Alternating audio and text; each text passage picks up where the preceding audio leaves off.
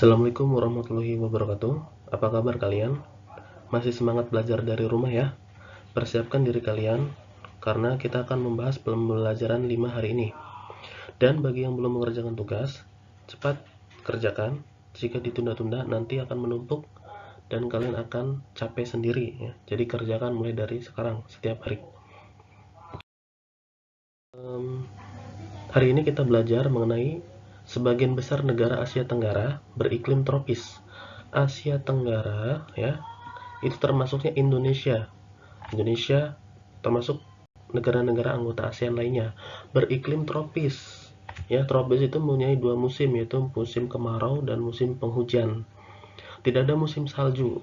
Oleh karenanya Indonesia tidak ada salju, Malaysia tidak ada salju, begitu juga dengan Brunei Darussalam dan lain-lainnya. Sebagian ya. Nah, karena beriklim tropis, maka Indonesia dan negara-negara tetangga mempunyai kekayaan flora dan fauna yang sangat melimpah. Apa itu flora? Flora itu segala jenis tumbuhan yang ada di bumi, dan fauna itu adalah segala jenis hewan yang ada di bumi. Kekayaan flora dan fauna negara-negara Asia Tenggara ini sangat tinggi, sangat berlimpah ya. Mulai dari hutannya, tanamannya, tumbuhan, bunga-bunga langka dan lain itu sangat banyak di sini ya. Berikutnya, hampir semua negara di Asia Tenggara itu memiliki wilayah laut kecuali negara Laos. Laut itu adalah kekayaan sumber daya alam yang sangat berguna bagi kelangsungan atau kesejahteraan hidup warga negara.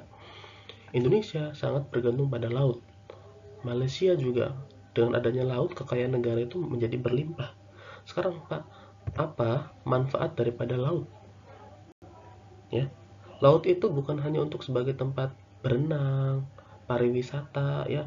Mungkin dari pariwisata sendiri, contohnya Laut Bali itu kekayaannya mungkin itu penghasilannya berapa itu ya, sangat besar.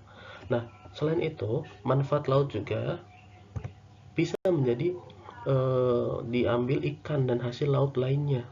Penangkapan ikan di laut itu dilakukan oleh nelayan.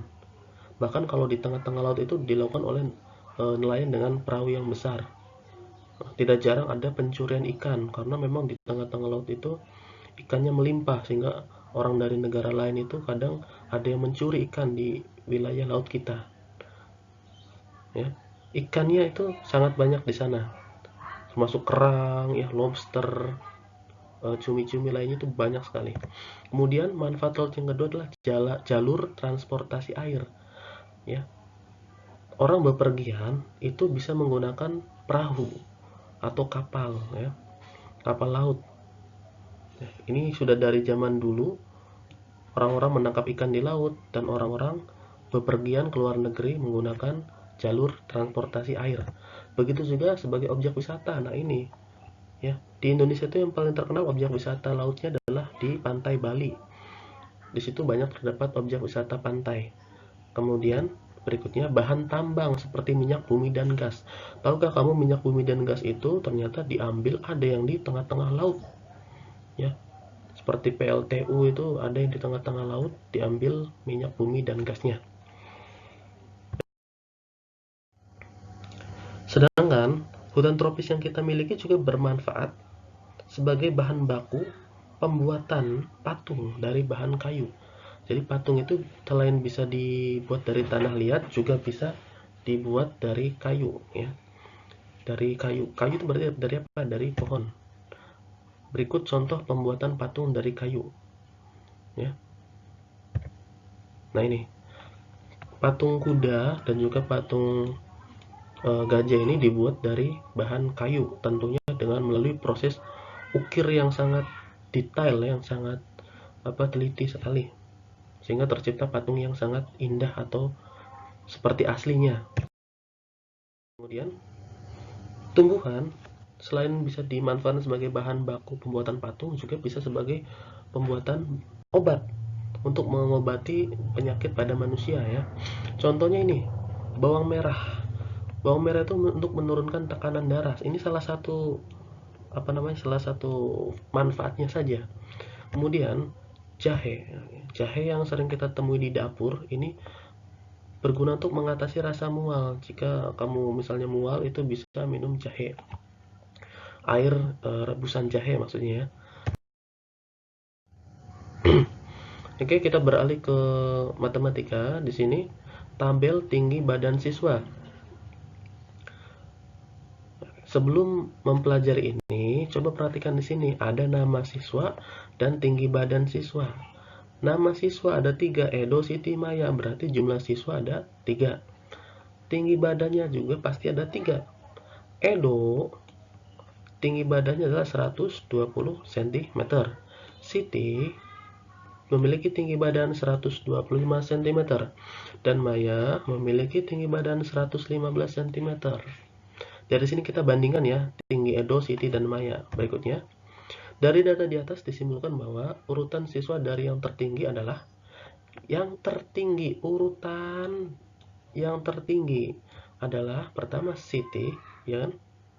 Siti 125 cm, Edo 120, dan Maya 115. Itu kalau yang dari yang tertinggi. Kalau dari yang terendah tinggal dibalik saja Maya, Edo, dan Siti. Selanjutnya, lalu jumlah tinggi badan mereka adalah, nah jumlah, kalau ditanya jumlah berarti di jumlah 120 tambah 125 tambah 115, totalnya adalah 360 cm. Ini adalah kesimpulan daripada tabel tinggi badan siswa ini ya. Kesimpulannya seperti ini. Ini harus kalian pahami baik-baik. Jangan sampai kalau ada pertanyaan jumlah tinggi badan mereka adalah, kamu tidak bisa memahami, padahal jumlah itu ya dijumlah, ditambah seluruhnya. Paham ya?